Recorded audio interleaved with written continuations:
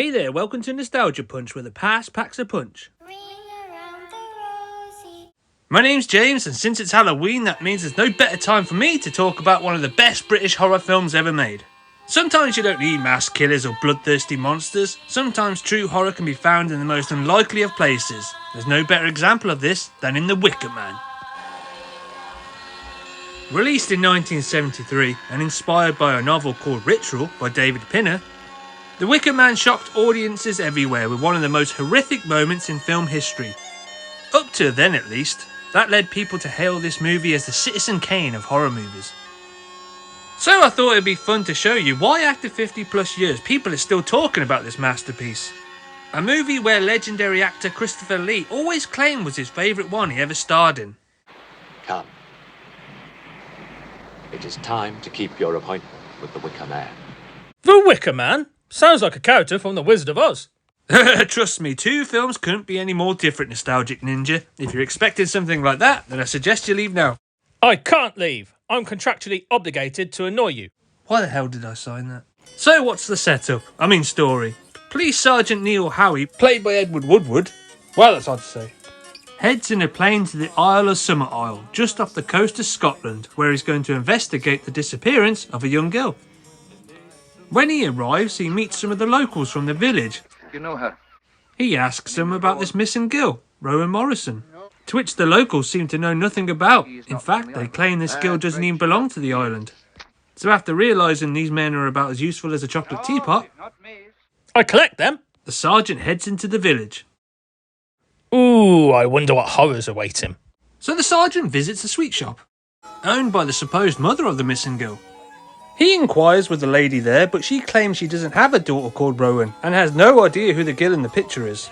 So, starting to feel a little suspicious, the sergeant goes to the nearby pub in hopes he can get some sense out of the people there.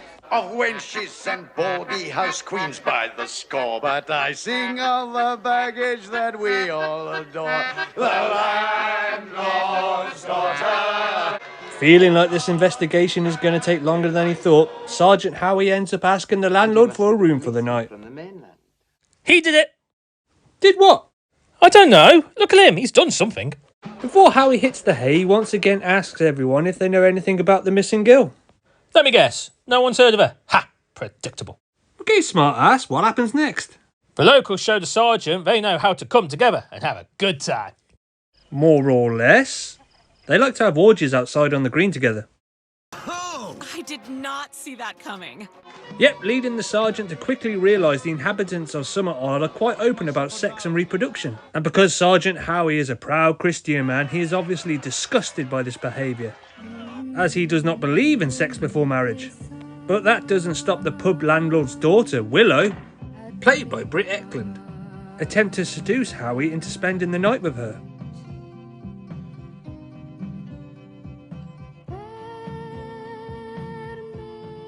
I'm sorry, Jamie, but is this movie just about sex? No, of course not. There's a lot more to it than that. Anyway, Sergeant Howie manages to resist the temptation of this singing siren and goes to bed. You know the DVD case literally says this movie has an iconic climax. That's not what that means. Put that down. The next day, Sergeant Howie heads to the school to continue his search. Just outside the school, he noticed a male teacher singing while his male students dance around a maypole. Thinking, that's a bit weird, he heads inside the classroom. He finds a female teacher teaching a class full of girls about reproduction and the importance of the maypole. It is the image of the penis. But what? Once again, the sergeant is appalled and can't believe that these children are being taught this in school. The teacher informs him it's our way of life and it's important to teach them about reproduction. The sergeant asks the teacher about the missing girl Rowan Morrison, to which the teacher tells him she doesn't exist. But the sergeant is no fool, as he noticed an empty desk in the room. The little old beetle goes round and round, always the same way you see, until it ends up right up tight to the nail. Poor old thing. After that weird exchange, the sergeant takes a look at the register and sees Rowan's name. Howie's pissed off that he's been lied to, so the teacher finally gives him an explanation to where she is. Sounds like another dead end to me. Well, yeah, kind of. It leads him to a graveyard. Who lies there? Ruin Madison. What on earth's that? Looks like a piece of skin. Why, so it is. The poor wee lassie's navel string, of course. He did it! Did what? I don't know. Look at him. He's done something. Not convinced that Rowan is buried here, the sergeant wants to see a death certificate as proof. So he goes to see someone that's no stranger to death. The librarian, played by Ingrid Pitt.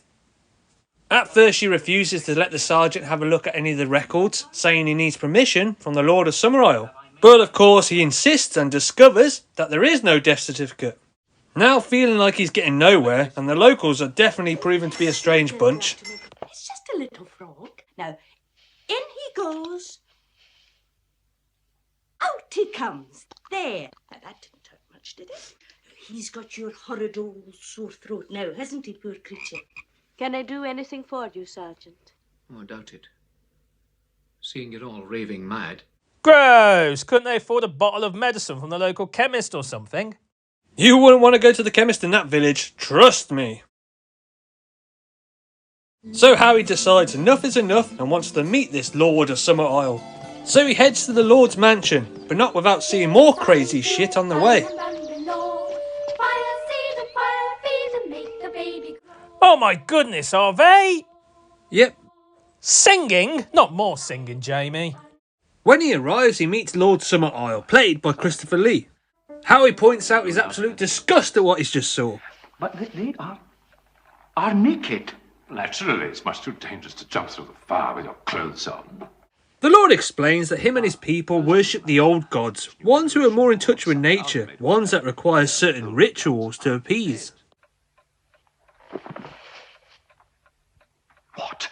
The sergeant can't believe this island has abandoned Christianity in favour of this pagan religion. And because of all the craziness he's witnessed so far, he suspects something terrible has happened to Rowan Morrison. I suspect murder and conspiracy to murder. Confident your suspicions are wrong, Sergeant. We don't commit murder up here. We're a deeply religious people. I trust him. That doesn't look like an actor who can play a bad guy. Not believing a word this lord says, the sergeant decides to do some research on this island's pagan religion. He discovers the people here celebrate May Day and hold a festival dedicated to the old gods where they participate in offerings and rituals. All this in the hopes of gaining a healthy harvest. Everybody getting this so far? But Harry notes last year's harvest had failed. And when this happens, sometimes the gods will require a human sacrifice. So he puts together these people might be attempting to sacrifice Rowan Morrison at this year's festival. Which, funny enough, is today. A human sacrifice sounds a bit excessive to me. If I was them, I'd get Tesco's to build a big Tesco store for all their Tesco shopping needs. Because you know, and I know, every little helps. Why the hell are you advertising Tesco's? Talking of Tesco's, I'd like to take this opportunity to shout out today's sponsor, Sainsbury's. So feeling like he can do with a bit of backup, the sergeant plans to head back to the mainland for reinforcements. But when he gets to his plane...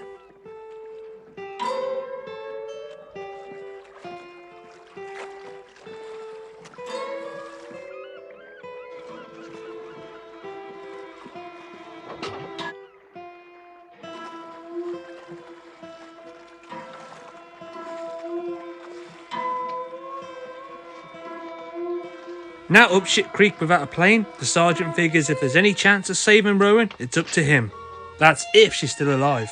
He decides the best thing to do is don a disguise and go undercover at the May Day celebrations with the hopes of finding her. So he steals the outfit from this fool and goes off and joins the villagers, setting up the finale of the film. What Howie will discover as he follows this procession will make him see just how dangerous these people really are, and how far they would go for their beliefs, leading to one of the most chilling sights in film history. Oh, intriguing! What happens next? Well, I think it would be a good idea for anyone who hasn't seen it to go and watch it for themselves. What? Yeah, I don't want to spoil the ending. You just spoiled most of the damn film. Why does it even matter at this point? Trust me, I think it'd be more memorable if you go and check it out on your own. Disappointed! Fine, I'll go see for myself what the fuss is about. Wait here. So yeah, whether you've seen it or not, you can't deny the impact it had on pop culture. inspiring other movies, TV shows, and even music. Iron Maiden literally called a song Wicker Man dedicated to this. There's a reason why it's so loved. It's a well put together film. A movie that has no problem luring you into this seamlessly harmless world, then when your guard's down hits you with some creepy ass WTF moments, with a few catchy songs sprinkled throughout for good measure. So without boring you anymore, I say check it out this Halloween. It's definitely worth your time and will always be a true staple amongst horror fans. With that said, I think The Wicker Man packs a burning bright punch. If you made it to the end of this video, thanks for watching. Jamie! Oh hey Nostalgic Ninja, you're back. Man, that was quick. I have seen the end of The Wicker Man, and I have to say I am shocked. Yeah, it is pretty shocking, but don't say anything because... What the hell did those people do to Nicolas Cage? What? With those very convincing bees. Dad, what is it? Oh, no, not the bees! Not the bees! Ah! Open my eyes! Ah! Oh no, Ninja, you've accidentally watched the remake they did in 2006 starring Nicolas Cage. Tell me! Yeah. How'd it get burned? How'd it get burned? How'd it get burned? How'd it get burned? That film was bad, and I mean bad.